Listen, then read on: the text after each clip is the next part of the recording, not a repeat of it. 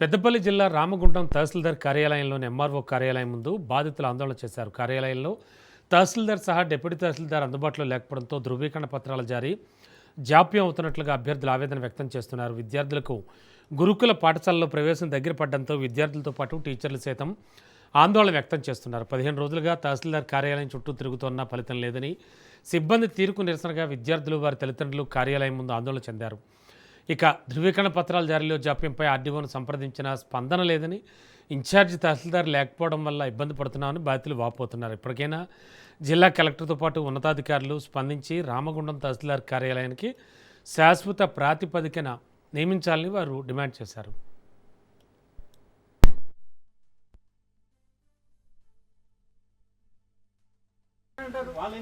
ఎవరేం చేస్తారు? ఎవరు చేయాలి? నేను ఆఫీస్ చేస్తాను. ఎవరు చేయాలి? ఎవరిని అడగమంటారు?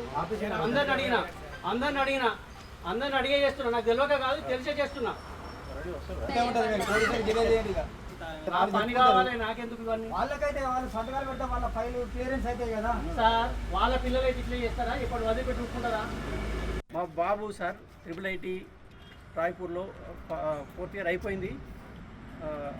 గేట్ రాశాడు. గేట్ రాసిన తర్వాత ఇప్పటి వరకు రోజు సర్టిఫికేట్ ఓబీసీ సర్టిఫికేట్ కోసం అడుగుతున్నాడు. అప్లై చేసి వారం రోజులు అవుతుంది.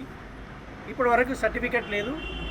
సరే, ఎవరినైనా పోయి రిక్వెస్ట్ చేసుకుందామంటే ఎంఆర్ఓ లేరు. ఎంఆర్ఓ డీటీ ఉంటే ఆ డీటీ కూడా ట్రాన్స్ఫర్ అయిపోయినారు. ఎవరికి ఇన్ఛార్జ్ ఇవ్వలేదు. ఇన్ఛార్జ్ ఇచ్చినామని చెప్తున్నారు. ఆర్టీఓ దగ్గరికి పోతే ఇన్ఛార్జి ఆర్డర్స్ పాస్ చేయలేదు. ఎలాంటి ఇన్ఛార్జి లేకుండా నేను నా జీవితంలో ఫస్ట్ టైం చూస్తున్నా ఈ ఎంఆర్ఓ ఆఫీస్లో. ఎవరు ఛార్జ్ ఇవ్వకుండా, ఎవరైనా ఆఫీసర్ ట్రాన్స్ఫర్ అయినా లేకపోతే ఏదైనా ఇబ్బందుల వల్ల పోయినా ఎవరికైనా ఛార్జ్ ఇచ్చిపోతారు.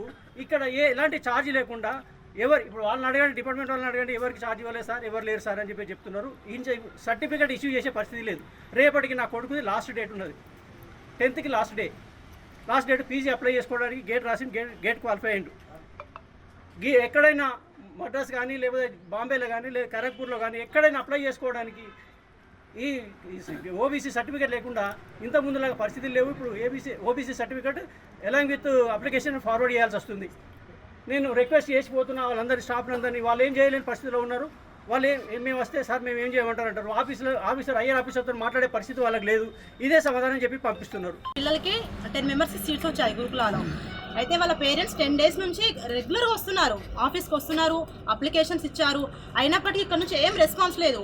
అయితే వాళ్ళు మా స్కూల్కి వచ్చి మాకు కంప్లైంట్స్ ఇస్తున్నారు. మేడం, ఇలా మేము 10 days నుంచి తిరుగుతున్నాము, కనీసం వాళ్ళు ఏం రెస్పాన్స్ అవ్వట్లేదు, అసలు మాకేం అర్థం అవ్వట్లేదు అని వాళ్ళు మా దగ్గరకు వచ్చి చెప్తే మేము ఈరోజు రావడం జరిగిందండి ఇక్కడికి. సో ఇక్కడ చూస్తేమో పరిస్థితి ఇలా ఉంది. ఇక్కడ కనీసం ఇన్ఛార్జ్ కూడా లేరని చెప్తున్నారు. సో ఇలాంటి దాన్ని నేను కూడా ఎక్కడ చూడలేదు, వినలేదు కూడా. ఇన్ఛార్జ్ లేకుండా ఎలా రన్ చేస్తారండి ఒక ఆఫీస్ని? చాలా విచిత్రంగా ఉంది ఇక్కడ. అక్కడ నుంచి మాకు కూడా ప్రెషర్స్ అవుతున్నాయి. గురుకుల హెడ్ మాస్టర్స్ ఏమో లేదంటే మేము క్యాస్ట్ సర్టిఫికేట్ లేదు, మేము అసలు అడ్మిషన్ చేసుకోము. 15కి రిపోర్టింగ్ లాస్ట్ డేట్ అండి. 15కి లాస్ట్ డేట్. సో ఇప్పుడు ఏం చేయమంటారు? పిల్లల భవిష్యత్తు, దీనివల్ల పిల్లల భవిష్యత్తు వేస్ట్ అవుతుంది. దానికి ఎవరు బాధ్యత వహిస్తారు?